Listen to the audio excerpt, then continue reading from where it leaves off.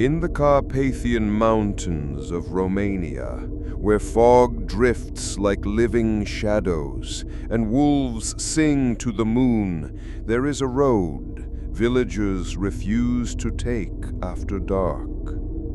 Halfway along this forgotten trail lies the skeletal ruin of a church, Basilica Negra, the Black Church. The church has no bells. It hasn't rung in centuries.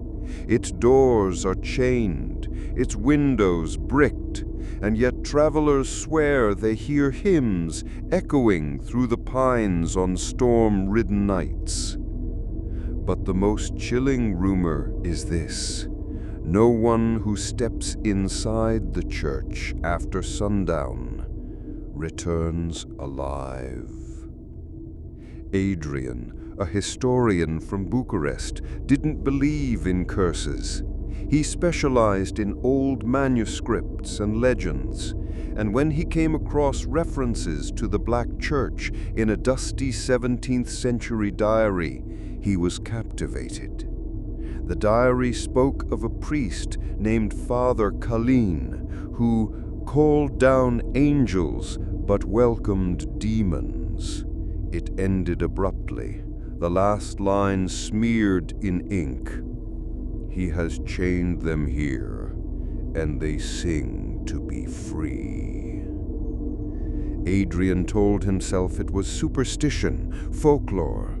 So one October evening, he drove his car up the twisting mountain road, determined to document the ruin. By the time he reached the path, the sun had drowned behind jagged peaks, leaving only blood-red light on the horizon. His phone had no signal. The wind hissed through the trees like a warning.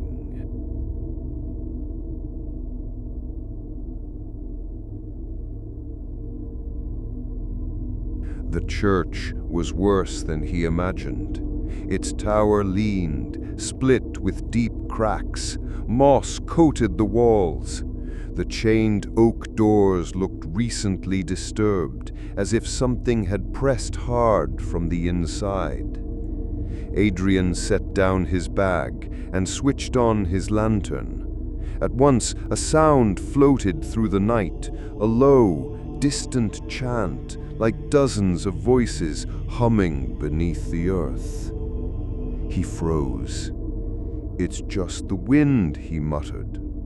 But when he approached the door, the chain was already broken. Inside, the air reeked of rot.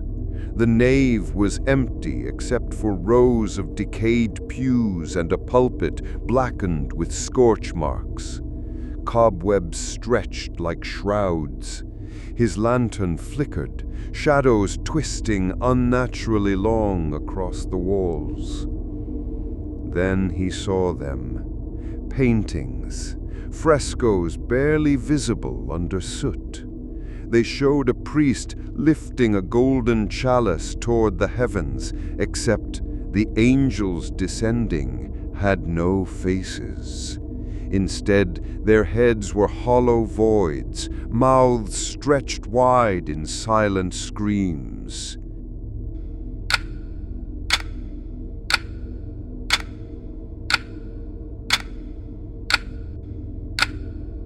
His recording device crackled. Through its static came a whisper, not his own. "You shouldn't have come." He spun around. No one was there. Suddenly, all the pews creaked in unison, as if invisible bodies had shifted. His lantern caught movement high above, the gallery. For an instant, he saw figures cloaked in black, kneeling, faces hidden. When he raised the light again, the gallery was empty. The chanting grew louder, not Latin, not Romanian, something older, guttural, wrong.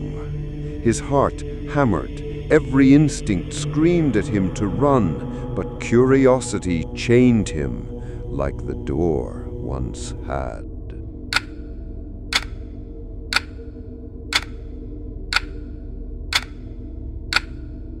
Behind the altar, he found a trapdoor.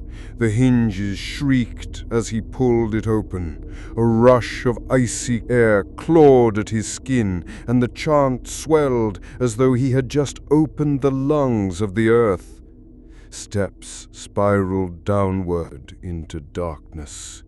At the bottom lay a crypt lined with crumbling coffins, but in the center stood a circle of iron bars like a cage. Inside the cage, carved into the stone floor, was a sigil that seemed to move when he looked at it, shifting, writhing. And kneeling around it were skeletons in rotted robes, chained at the neck, jaws cracked open in eternal song. The humming wasn't in the air, it was inside his skull. On the wall above them, words had been carved in jagged strokes. To silence them, silence yourself.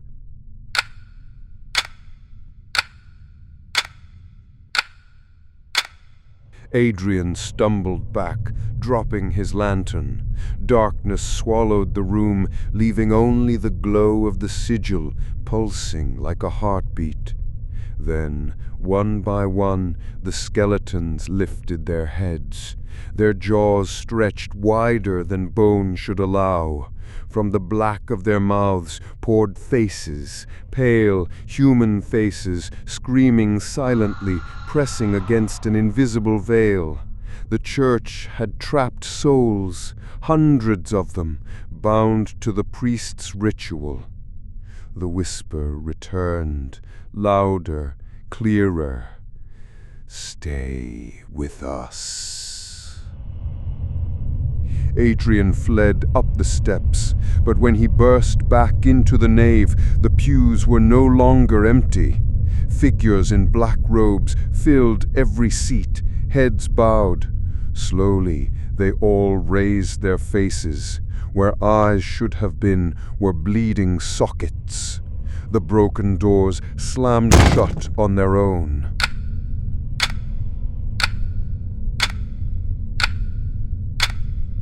Adrian ran to the windows, pounding at the bricked stone. No escape.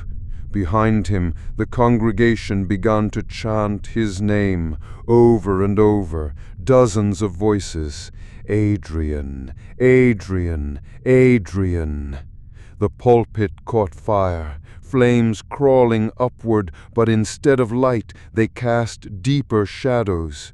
From those shadows stepped a tall figure in scorched priest's robes, Father Kalin. His skin was gray, his mouth stitched shut, but still he spoke, the words rattling inside Adrian's skull. Another to keep the song. The robed congregation surged forward, hands clawing. Adrian screamed as they dragged him toward the altar. He struggled, but his body betrayed him, moving like a puppet. They forced him down into the sigil below. The iron bars closed overhead, locking him inside. The skeletons in the crypt bowed their heads, and at once the chant silenced. A new voice rose in the stillness, Adrian's own, low, humming, eternal.